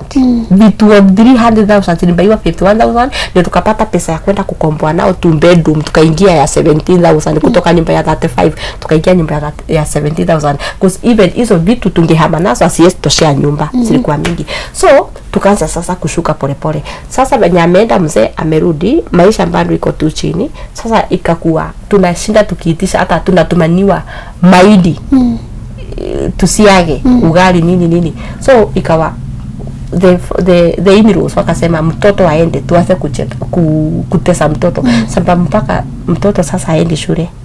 Makiu mtoto akiwa baby class, playing group, shule alikuwa anasomea. Huyo mtoto alikuwa anasomea shule, alikuwa analipa school fee 1 term, that's 7,000. 1 term play group. Yes. Lakini sasa imefika mahali tumeshindwa kumsomesha, hata shule anasalipa hata 5k atuweza afford. Tukaambiwa tupeane mtoto. Yani ile tu huruma ya you see mother anapenda kukua attached na mtoto wake. But tukakumbana, tukaona mtoto kuliko apatwe hiyo ugonjwa inaitangwa anje yenye akuli vizuri, ni marasmus, ni kwa sababu sijui kuliko akue hivyo, wacha tu tumwachilie juu tunakula ugali ya white na strong tea. Strong tea hata sio chai ya maziwa. Sasa hiyo time na bado unameza dawa. Sasa si nimekubali kumeza dawa. Nimekubali sasa. So mzee akasema ni sawa tu, hata tu aende wazazi waesitesa mtoto tukaachilia na wakamuingiza shule. Sasa venye ameenda shinda bado imetuandama God. Ikafika sasa mpaka mzee nimeshindwa kumulisha chakula, mimi could survive. Sasa hiyo sasa ndio tukafika mahali tumeuza kazi yetu yote. Kinyozi yangu ilikuwa worth 1.4. Nilikuja kuiuza 300,000. Nilikuwa na cosmetic worth 700,000. Nilikuja kuiuza 250. Na nikiuza uko na areas. Kwanza unapewa hii pesa unalipa areas ya duka. Yaani vitu zangu siliisha hivyo. Sio vitu za nyumba, sio vitu kazi, everything siliisha hivyo. So mzee ikafika sasa aende nisapata sasa kazi Karen kuuza nguo. By then tumehamia pipeline. Embu hesabu fare kutoka pipeline mpaka Karen. Sasa hiyo napewa 12,000. Transport iko juu sana. Napewa 12k. Basi kukuwa na otherwise.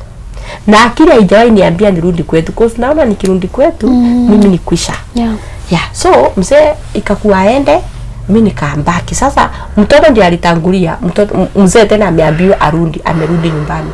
Kurudi nyumbani mimi nateseka tu Nairobi. Niko tu hii kazi ya kuuza manguo, fares, kulipa nyumba. Hakuna mwenye ananisaidia. Mpaka sasa hiyo hakuna mwenye ananisaidia.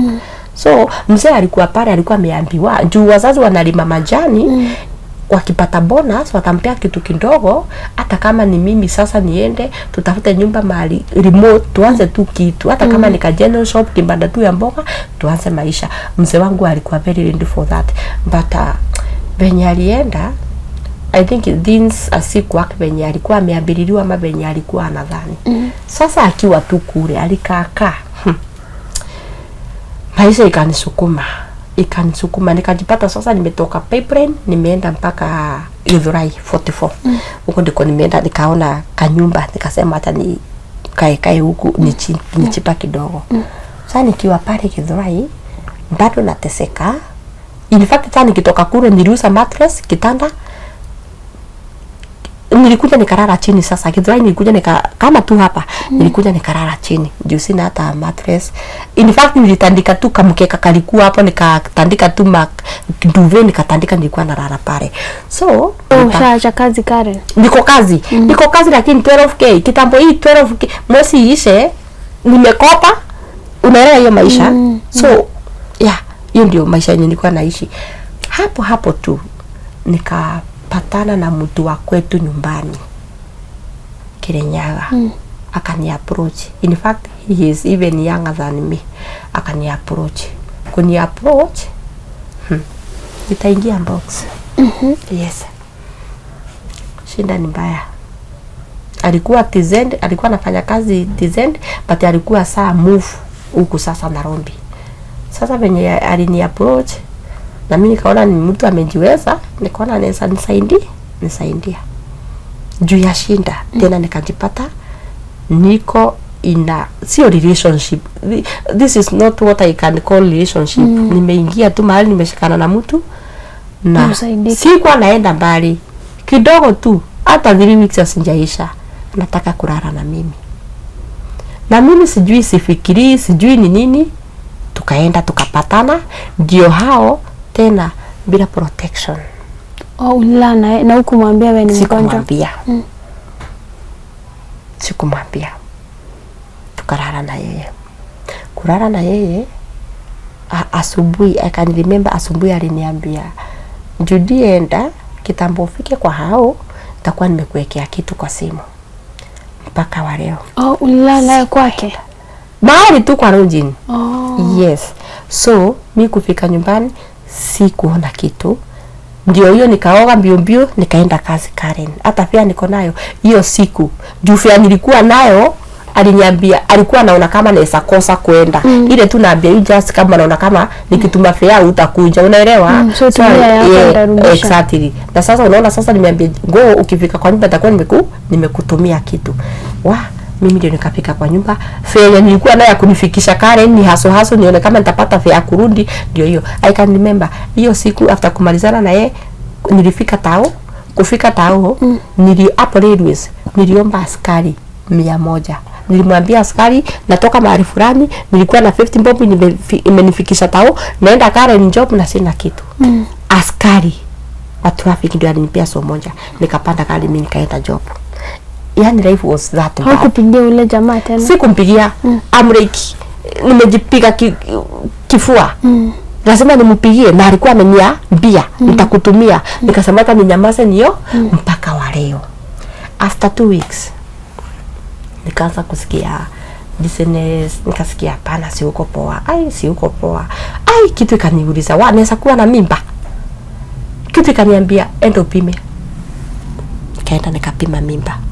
Mimi kwenda kupima mimba nilipata niko na mimba. First it was HIV. Now ni mimba. Mimi ni bibi ya mtu. Na hii yote sijafanya juu ya mapenzi. Nilifanya ndio nione kama naweza saidika. But doing all that nikachwa na zinda zangu, but nobody helped me. Na mtoto sasa. Na mtoto ndio hiyo.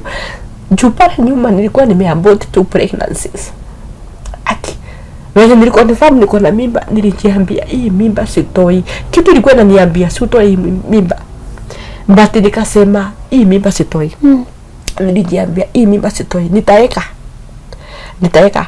Nikampigia simu, kumpigia simu aliniambia just once, how can it happen? And I'm like, kwani na happening aje? How can it happen just once? Nikakaa wiki 3 nikampigia mwambia this is serious. Kaniambia kama ni serious mimi am not ready kwenda boat. Nikafika mahali sasa nikamdanganya nitumie basi pesa ya kuambot, I'll do it. Hiyo pesa sikuiona. Mimi mtoto wangu sikufikiria kutoa hiyo mtoto. Nikasema nitaeka hiyo mimba. Sasa mzee si kwa Western. Nimepata mimba. Alikaka. So wakati naye kule as much as anapewa ndawa, anakula, that's not enough. For a grown up, mtu mwenye ulikuwa na familia, this is not enough. Yeah, this is not enough. Only food is not enough. Kwa sababu mimi ningeenda kwetu chakula ningepewa, but apart from hiyo chakula, what else? As in, what about your life? Uko na familia, unaona that's not enough. So, naye maisha imeanza kumkoroga. Kiakili anaona nilikuwa nangoja nifanye hivi na hivi, hawajanifanyia, mbona simetoka, nasikia simetoka, lakini wananiambia haijafika, si ndio imetoka kidogo bla bla. So alikuwa anaona hakuna life. Sasa yeye ameanza kufikiria na anaweza rudi aje Nairobi. Na mimi ndio hiyo mimba ndio hiyo. So wakati mzee alikuwa anakuja alinipata na mimba. Alinipigia na sijamwambia, tunaongeanga tu. So siku moja akaniambia nitakuja, niko na shughuli, nitakuja Nairobi. Ilifanya alikuwa anakuja kusikiza kesi yake. Si unasikia hapo mbele nilikuwa nimekwambia alikuwa na kesi. Alikuwa anakuja kusikia hiyo kesi. So tukapatana tao. Sasa hiyo ni saa toka Karen, nimekuja kuuza nguo imenti hapa tao. So tumepatana hapo. Mimba iko hapa 7 months. Mzee alikuja na bagi. Nakwambia venye tu aliniuliza umesimama hapa, nikamwambia. Akakuja. Akaniona niko na mimba.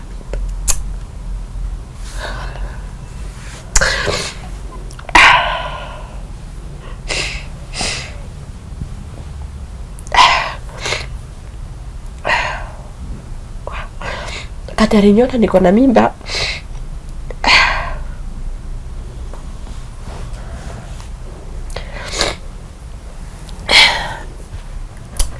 Aliniuliza mama Manu, hii ni mimba? Nikashindwa kumjibu.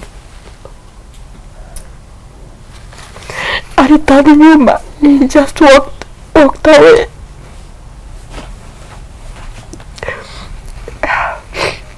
He walked away. Akaenda. Asa malizana na kesi. Alikuwa anataka kuspendi kwangu sasa. Sasa amerudi. But baadaye ndio nilijua alikuwa ameenda kwa rafiki yake. Yule mwenye alimpelekanga kwetu. Yule walisoma naye. Alienda huko. Akaspendi huko. I think alimuongelesha. Alafu Mzee wangu alikuwa amefika mwisho. Pia yeye amefika mwisho. Imagine niko na mimba, anajua nilikuja na HIV from outside. Sasa hii ni mimba, lakini ako na mahali pengine anaweza enda. Aliona tu mimi mbaya, mimi tu mwenye niko hivyo, ni mimi tu anaweza kaa na mimi. Nyumbani sasa kukaliki, ataenda wapi? So he decided to come and stay with me. Yes. Na akakuja. Sasa tukatoka Githurai, akaniambia tukae Kayole. Tukaenda Kayole. Sasa venye tuliseto, ndio akapanga na brother zake achukue mtoto juu wazazi. In fact wakati alikuwa huko nyumbani ilifika mahali I could call him nimwambie niongee na mtoto, akate simu, baadaye anipigia niambie ndandi hataki ukiongea na mtoto. Yes. Ilikuwa imefika hapo. So I was like, kwa nini hataki niongee na mtoto? Mtoto ni wangu. Kwa nini?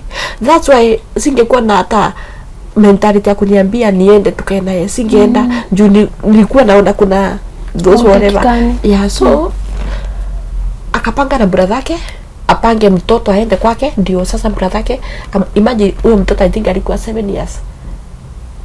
Aliwekwa kwa gari kutoka Western mpaka Nairobi. Juu hata tukua na fare ati aende amchukue, ilikuwa tu fare one way. So mtoto akaika kwa gari akakuja sasa.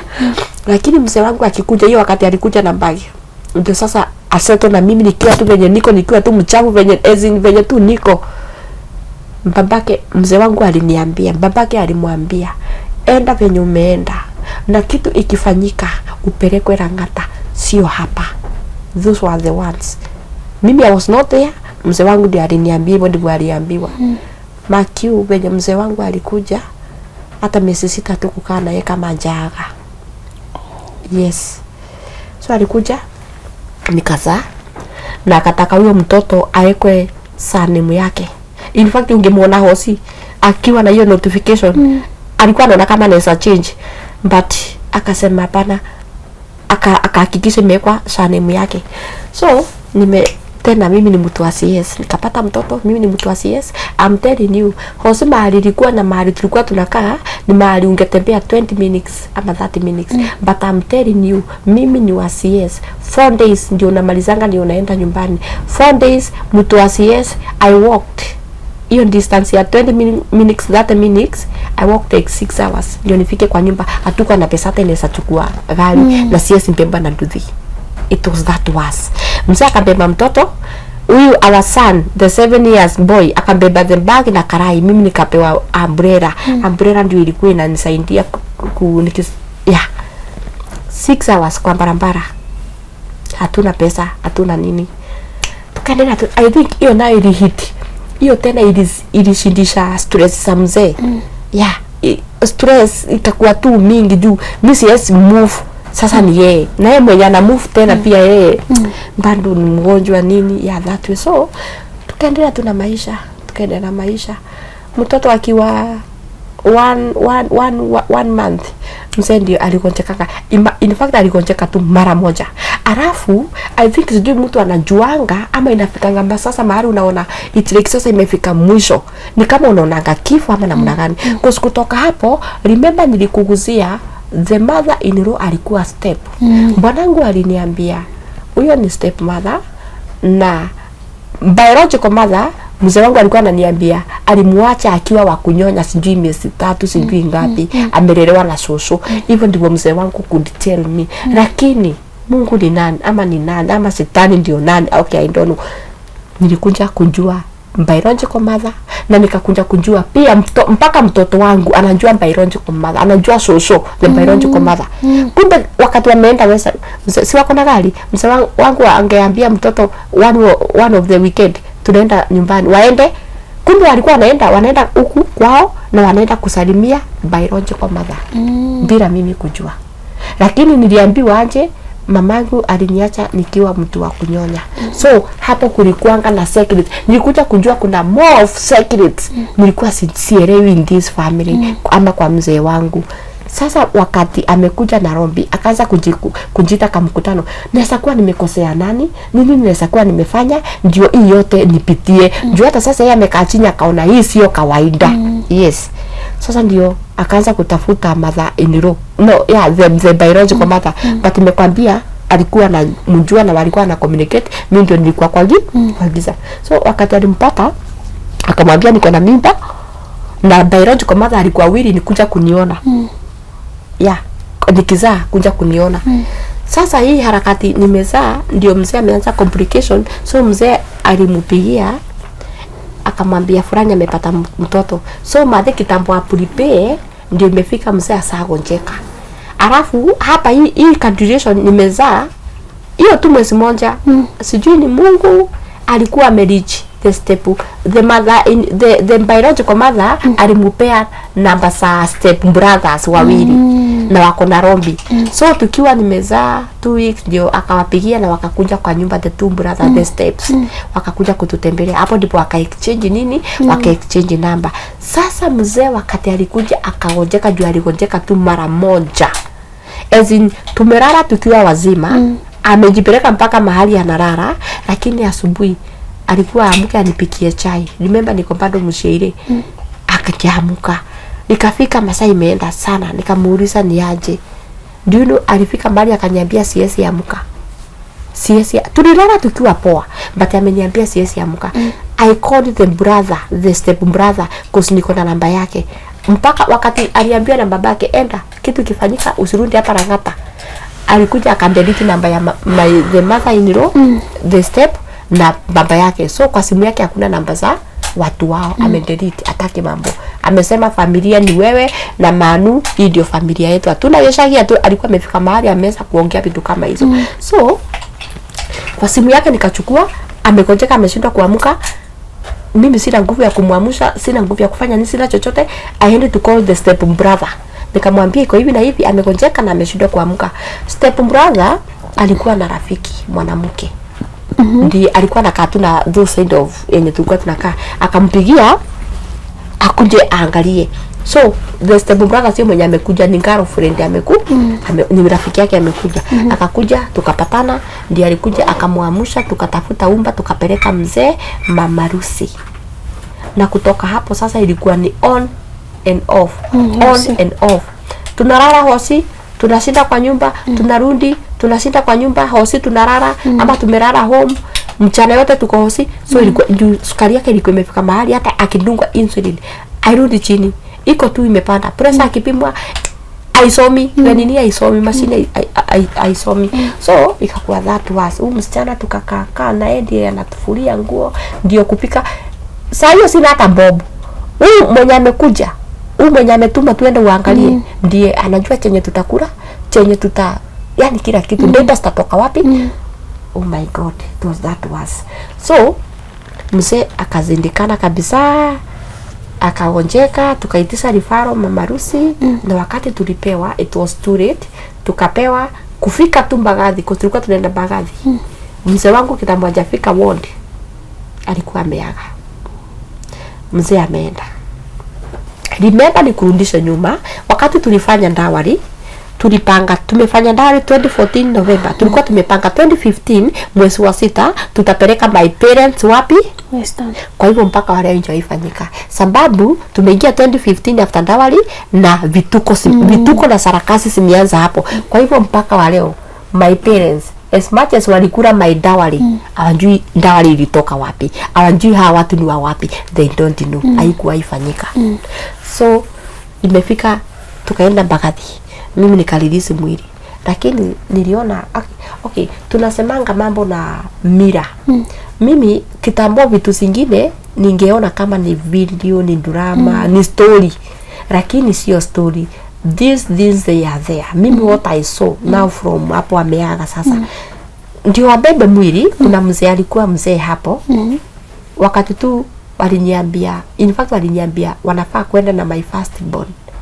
Nikawaambia hapana, wacha tu tutakuja tu na yeye mashishi. Wakaniambia kulingana na hawakuwa wananidanganya, hawakuwa wananificha. Kulingana na mila zetu, hii mwili inaweza katalia kwa barabara, wacha mtoto asindikishe baba yao. Nikawaambia ikifanyika hivyo mtoto atakuja, but for now wacha nibaki na mtoto. Singeachilia mtoto. Sababu huyu mtoto alikuja mikononi mwangu aje. Ni kama tu ni Mungu alitaka akuje, aletwe tu na baba yake after ameletwa babake aende. So mimi nilikuwa najiambia Mungu alitaka huyu mtoto aachwe mikononi safe. That why nilikuwa na ngumu wa kupeana mtoto. So wakasema ni sawa. Lakini unjue sisi tuko na mila zetu. In case hata mkuje kutairi mtoto inaweza hata mletea shida, hata anaweza kuwa mwenda wazimu. Huyo ni father in law anasema hilo. Unaweza kuja kutairi mtoto hata akuwe mwenda wazimu. Lakini ndio ni nini mmesema sisi njueni tuko na nini na ni sawa. Kama mmeamua hivyo ni sawa. Mimi nifanye nini? Mwili kaenda. Lakini before iende, huyo mzee, kulikuwa na mzee alisunguka mwili, alikuwa anapika kwa kichwa, ananena vitu sielewi kilugha yao. Anakuja kwa miguu, ananena. Sikuwa najua anafanya nini. Wakachukua mwili na wakaenda, na tukapangana wakifika watanipanga penye nitasafiri niende Mashishi.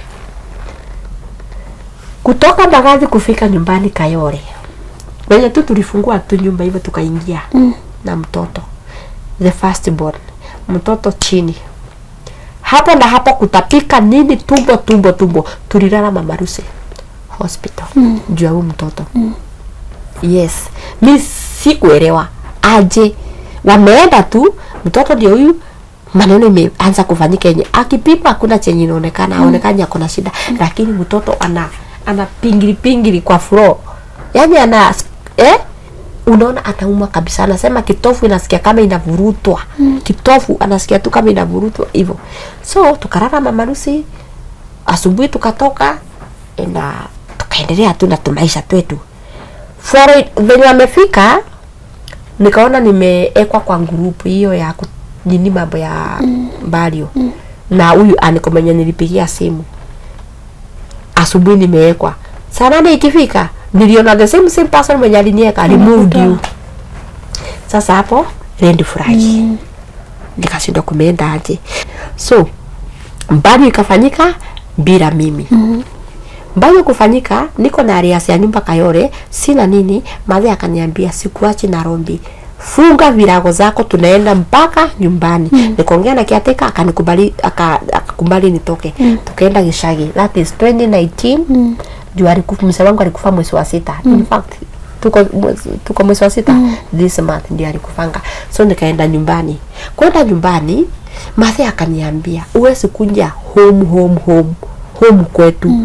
Mimi ilibidi nikomboe karum Kagio town. Sababu niko na kitanda tulikuwa tunalalia na my husband, niko na vitu tulikuwa tunatumia na my mother akaniambia kulingana na Kikuyu our tradition sijui nini hizi vitu asifai. Nitatupa hapana. So nikakomboa kanyumba tao nikakaka. So nilikuwa natoka pale, Madhe ananiletea chakula hapa juu karibu, anarudi wakati sasa nilipata nguvu ya kudingo kuku githeri aikare hivyo ndipo tulikuwa tuna maisha bado ni ngumu. Haijai kuwa soft. Yaani kukikucha inaendelea kukua ngumu. Venye kuna kucha ndivyo inaendelea kukua ngumu. So mimi niko pale na after a year ndio nilikaa chini nikajiita kama mkutano, nikaona hapana, mzee wangu alikufa. Sasa hiyo tu duration yote mwaka mzima mtoto wangu alihisi kuumwa na tumbo. Na ningepiga simu nilikuwa naambiwa aje na madhainiro hakuna dawa. Dawa ni wachilie mtoto akunje. Watoto wetu hawalelewi nje. Hiyo tu ndio dawa. Utasunguka na hakuna nini? Hakuna dawa. But mimi tu na ile tu upendo tu wa mama kwa mtoto singekumbali. Tumengangana na huyo mtoto. My mom nilikuwa nimekwambia ni pastor. Tumeomba, tumesunguka kwa churches na mtoto wangu let me say alifika mahali amefika juu ya maombi, lot of maombi. So hiyo yote ikaisha, mwaka imeisha. Sasa mtoto akawa sasa tumbo ayumi, lakini nilikuwa tunaona tu vitu weird. Shule unajua kuna vitu naangalianga unaona hii imekuwa kila tu siku kama hii ina happen, siku tu kama hii wakati kama ina happen. So nilikuwa naona mambo kama hayo. So mwaka ikaisha nikiwa nyumbani, mtoto anaanza kukua mkubwa. Sasa nifanye aje? I just nirudi Nairobi nitafute maisha, niachie madhe watoto. Nikaacha watoto arrendi from ametoka na huko Mwea, alikuwa anakaa huko, alikuwa best yangu, akaniaccommodate kwake for 1 month. Na sasa hiyo ni wakati wa corona, so aliniambia Judy, so unajua hata maisha bado ni ngumu, sasa hii movement imekuwa limited, so hata chakula, so mimi nitakuweka kwa 1 month. 1 month ikiisha uko umejishughulikia. Mimi nikafanya hiyo shughuli. Kumbuka wakati mzee aliaga, kulikuwa na pesa ilikuwa imewekwa cash bill. Hiyo pesa nimejaribu kuifuatilia, nilikuja nikapata huyo jamaa mwenye alikuwa amepewa 750 akasema kwa ipewa pesa. So hiyo pesa ikawa ni ngumu kutoka. Tukafungua hata joint account. But since akona pesa na amesema pesa ni yake na hakuna mtu mwenye ananililia. Wazazi hawawezi nitetea, nani hawezi nitetea, sina mtu wa kunitetea. Hiyo pesa ilienda hiyo. So the money ikafika mahali pesa nikakubali tu itoke. Roya wangu akaniambia Judy, hata tukikaa miaka ngapi fulani haiko ready kutoa hii pesa akupe. Yeye anasimama na msimamo ya kwamba hajai pewa pesa yoyote. So kwa hiyo pesa nikapewa 100,000 nijipange, na yeye akambeba. Roya alisema anataka kupewa share yake, na huyo akambeba yenye alibeba, wakaenda. Mimi nikapewa 100,000. Hiyo pesa remember niko kwa wenyewe. Penye niko kwa wenyewe nikatafuta ka single room. Sasa kutoka kitanda, meko, kila kitu nikaanza life. Nikatoka huku, nikaleta watoto. Jumbado mtoto wangu huyu mkumbwa alikuwa anakaa akistuka. Inifuata tangeingia kwa Bega nilienda Kagio, tulikuwa tuwili, tule tusingo tuwili, tuko pamoja. So tukiwa hapa sitting, angeingia kwa nini, ungemtuma angeenda. Anakuambia anaenda anaona babake, alikuwa anaota ndoto chafu. Anakuambia anaona ndadi. So mpaka wakati nilimuacha, alikuwa anakaa na hiyo wasiwasi. Yaani hata anashinda tu na shosho amemshikilia, anasema ndadi anamkuta, anamwambia waende, vitu kama hizo. So aliishi na hiyo. So sikutaka akiwa karibu na mimi ilikuwa ambeti better than akiwa mbali na mimi, because pia anafikiria ndadi aliaga. You see that. So mtoto wangu nikawaleta sasa, mimi nikaanza tu maisha. Hiyo wakati nilikuja nikanunua mask.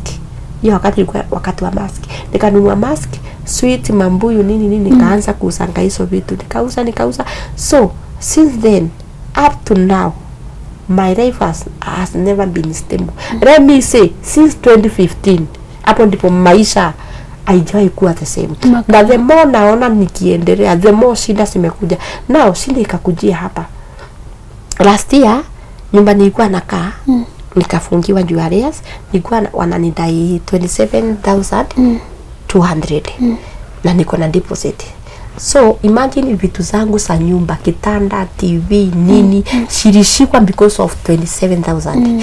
Na kitu ikaniambia ni kama nafuatangwa na maroho za mzee ama nini. Since hii nyumba iko na 1 2 3 yenye tulinunua na mzee, ni kama the spirit is still monitoring on me. Do you know hata siku feel pain nikiachilia hizo vitu. Vile niliambia simeshikwa tutauza, niliwaambia ni sawa. Nilitoka tu na manguo. Chochote chenye unaona hapa kwa hii nyumba, hizi vitu nikupewa, mpaka mattress sio nini nikupewa. Hii mesa unaona hapa, in fact hiyo mesa imeingia hapo jana. Hiyo mesa ni mtu tu amejitolea. Aliona mtoto wangu anafanyanga homework kama amelala kwa floor. So hiyo mesa, in fact hata ukienda kwa my TikTok nimemtag. Kumwambia mesa ya to receive. So life has been very difficult. Sasa imefika hapo, nimefungiwa nyumba, tumetoka, sina chochote. Watoto kwanza wamefunga shule, wakaenda nyumbani. Mimi nikashikwa tu. Mimi whenever napitia, napatananga tu na Good Samaritan. Ananishika dakika 2 kitambo nifike pale. Nikapatana na Good Samaritan. Mtu tu wa kwetu nyumbani, ameishi Ruiru akifanya kazi ya soko. Anausanga vitu za soko. So akaniambia Judy, juu sasa una pesa, kazi yenye unaanza tu ni hii ya soko. Nitakuitishia mzigo na kupea, unauza, unanipea pesa ya mzigo, unabaki na profit. Nilikuwa nauza hoho. Nimengangana mbati kila siku ni hasara. Umepewa mzigo wa 2K, umetengeneza 1K, na lazima utafute the 2K. I got it. So ni hasara after hasara. Na nilitoa mzigo, hoho zinaoza half ngunia, na unafaa ulipe hiyo mzigo. Amreki. Mimi sielewi. Si hakuna kitu niliwahi shika ikaleta mazao ama napata hasara. Napata tu hasara. Sasa tukaingia Januari, this year. Mother alikuwa ameniambia mimi nitakujua hata mother yuko na nguvu hawako stable. So akaniambia nitakuangalilia watoto mpaka shule zikifunguliwa Januari kuja uchukue watoto wako. Jua hata mimi unaona venye naendelea. Kamwambia ni sawa. So after sikukuu I had to come with my children, the two of them boys, wote ni boys. Tukakunya na wao. Mtoto wangu mkubwa ako grade 8. So venye amekuja shule zimefunguliwa, sina pesa, sina nini, tuko hapa. In fact, huyo mtoto wangu mkubwa, juu hapa nilikuwa nalala na huyu mdogo, mkubwa alikuwa nalala kwa hii floor na tandika leso, anajifunika nduve moja. Na tandika tu leso. Hii floor haina carpet, haina chochote, but analala na mfunika tu nduve, hakuna kitu kingine. Hii mattress unaona hapa, nilipewa 2 days ndio aende Western. Mtoto wangu ndio aende Western. Nikapewa na friend, nilibulilia alali yange aje kuvuruta hiyo baridi. So 2 weeks after simeisha, shule zimefunguliwa, mtoto anashida kiniuliza, mama mtaenda shule lini? Akiyo kitu ilikuwa na put off. Yeah, so sikuwa otherwise. Mimi tu kapiga simu kwa in-laws. My mother-in-law, the step could call me in a year like twice. Unaendelea aje? Namwambia tuko poa. Singemwambia mashida zenye tuko nazo. So Januari nikampigia simu. Nikamwambia state yenye niko, Manu ataweza kwenda shule na sitaki achelewe. Naomba tu usaidizi. Nimepa sijawahi pewa hata shilingi 5 after my late husband aliaga. Sijawahi pewa. Nikamwambia nisaidie. Akaniambia nitaongea na baba yetu. But chenye atasema be ready for it. Me I knew. Leta mtoto. Watasema leta mtoto kusoma hizi wakita. Remember, mtoto kumbe hizi vitu ufanyika. Mtoto amenyolewa huko. Alijolewangwa huko. Kusina shindangu hata okay, huyu the second born akuwa wa mzee. Kwa nini ananga shida? Udi akona shida. Remember huyu amelelewa, ameenda huko, amepelekwa kanisani, amenyolewa nywele huko. So I don't know mambo na mira. Akaniambia baba yenu amesema mtoto akuje. Na hata sipewi fare. Ni mimi kutafuta fare. Nikatafuta fare. Nikapata fare. Sasa hapa kwa hii duration najaribu kuongea na mtoi nione kama anaweza kuwa ataki. So nilikuwa ile tu upole kitu in case siku moja ifike. Ukue utaenda kwa kina soso mahali dadi ya pesa. Unaweza enda? Akaniambia mama naweza enda. Yaani nikaongea naye ni mpipi yako wapi. Nione kama kabisa anaweza enda ama hata nikaongea mpaka akafika mahali ako okay anaweza enda. Sasa yako huko. Yes. Sasa mtoto nikaambiwa wacha akunje. Mtoto nikatafuta fare 1600 nikalipa hizi coach na siwezi enda. Niliambiwa mimi huko siwezi enda juu siku zika mwanangu kama ni kwenda nafaa kufanyiwa mira. So sikuwahi enda. So mtoto wangu nikamtoa hapa. Nikaenda hizi coach nikampeana kwa gari. Nakwambia mtoto wangu alienda na machozi. Mimi nilibaki na machozi, lakini Mungu ni mwaminifu. Alienda akapelekwa shule. Napiganga simu naongea na yeye, sijawahi nyuma kuongea na yeye. Yeah, but anjaweza nikaambiwa anaweza kujanga wakifunga. But when walifunga sikuwa na transport because I'm the one to cater for transport, sikuwa nayo. So hakuweza kukuja. Alafu on August wakifunga niliambiwa kuna kutairi. Kutairi kwao ni after 4 years ile ya msitu. Wanaendaka kwa msitu for 1 month. So nikaambiwa atatairi wakati huo. Kwa hiyo wakati nimekaa na yeye kulingana na venye niliambiwa, remember mtoto unaweza peleka hata kutairi akakuwa nini? Akakuwa na mwenda wazimu. Those ones simeishi kunisumbua. Ningekuwa nimetairi kitabu. Ile tu nitamuona lini. Alafu mtoto mdogo kile wakati anakuambia mama nataka kucheza na Manu. Yaani akikukumbusha tu those sinakuwa very disturbing. Unaona? Sasa Manu ako kama how old? Manu ako 13 years. Asa ingia teenager. Ya ako 13 years, ako grade 8. Ako pale na huyu mwingine nikaachiwa.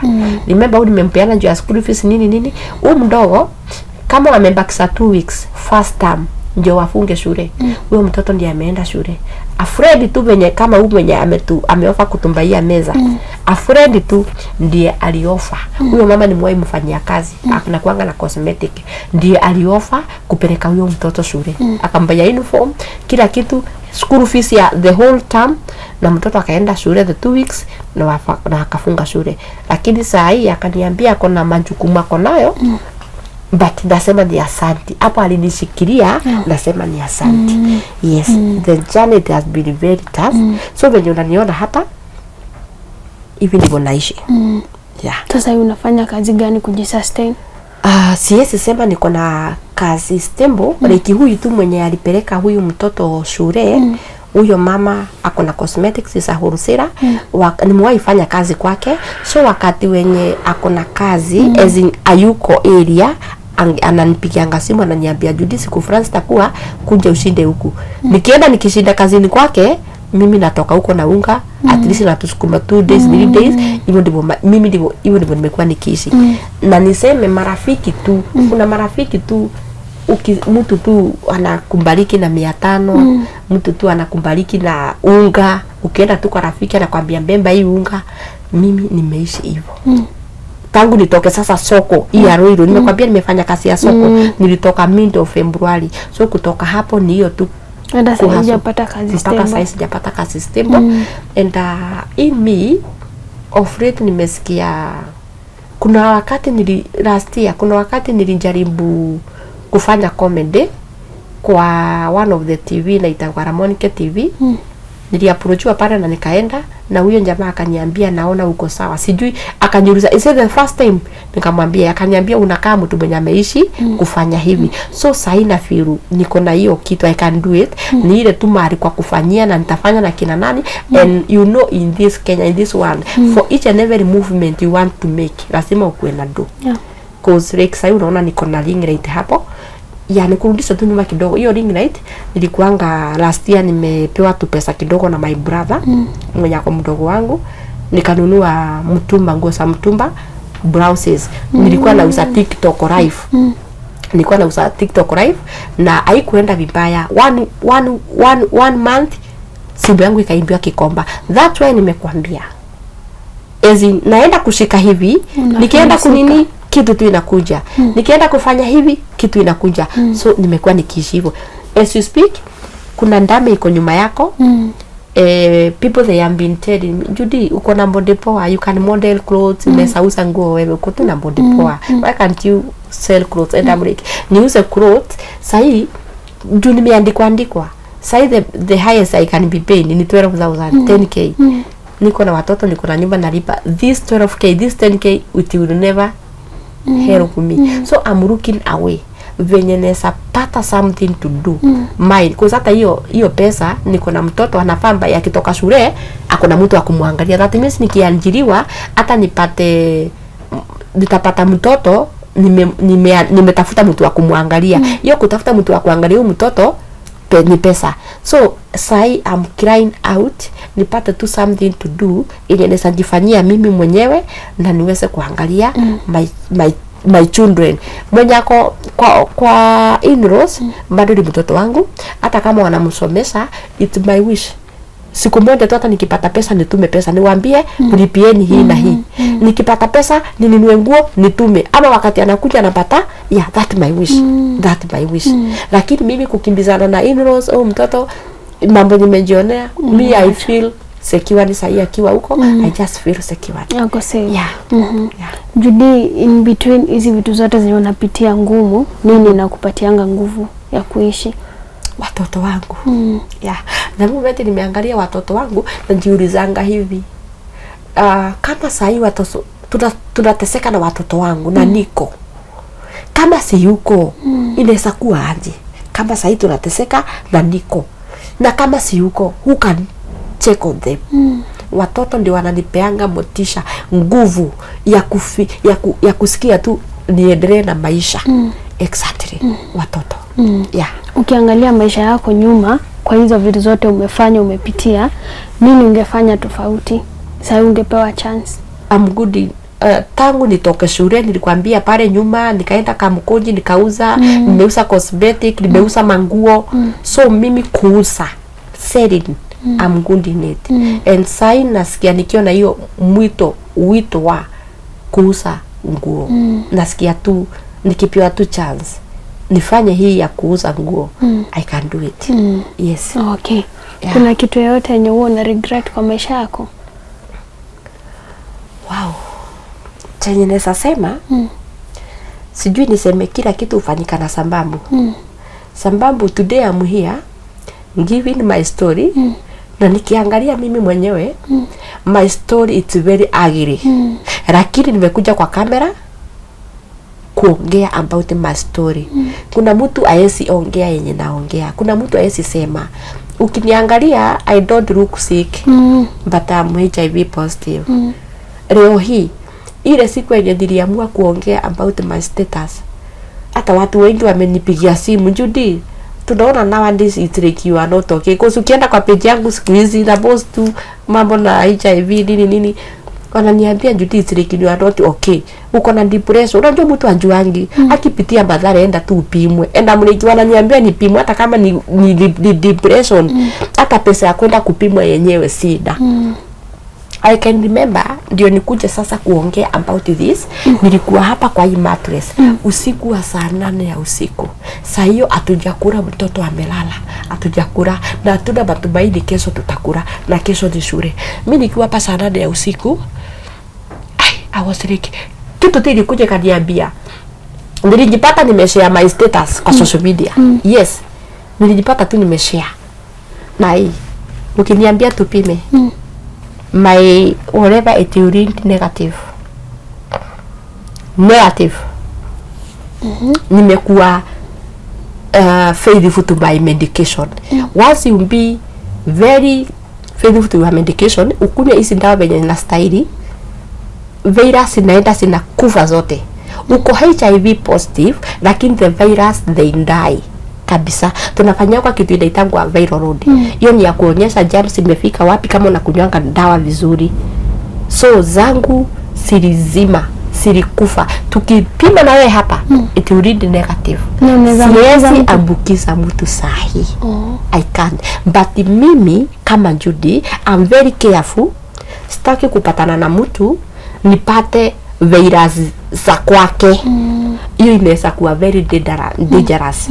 Yeah, ufai my virus na your virus asifanani, ndio tunaambiangwa. So the moment niko nazo ndani yangu those imekufa, uniletee zako, dawa zenye natumia inaweza kataa kufanya kazi. Na uchenjiwe dawa. Kwanza ukianza kuchenjiwa dawa ndio inakuanga more worse. Because kuna dawa unaweza pewa ikataane na mwili wako. Na hiyo yenye nakunywa sasa ili kubaliana na mwili wangu. So mimi am very careful. Hiyo maneno tu, I'm very careful. Niliingia kwa mtego na nikategwa. Sasa hii siestaka kuingia kwa mtego ingine. Wacha tu nikae venye niko. I'm very faithful to my medication. Na saa hii sina uoga wa kuambia watu, because najua napea mtu motisha. Na ule baba, pengine mtu akiwacha atataka kujua ule baba wa mtoto wako wa pili mwenye ulilala naye alafu akaenda MIA.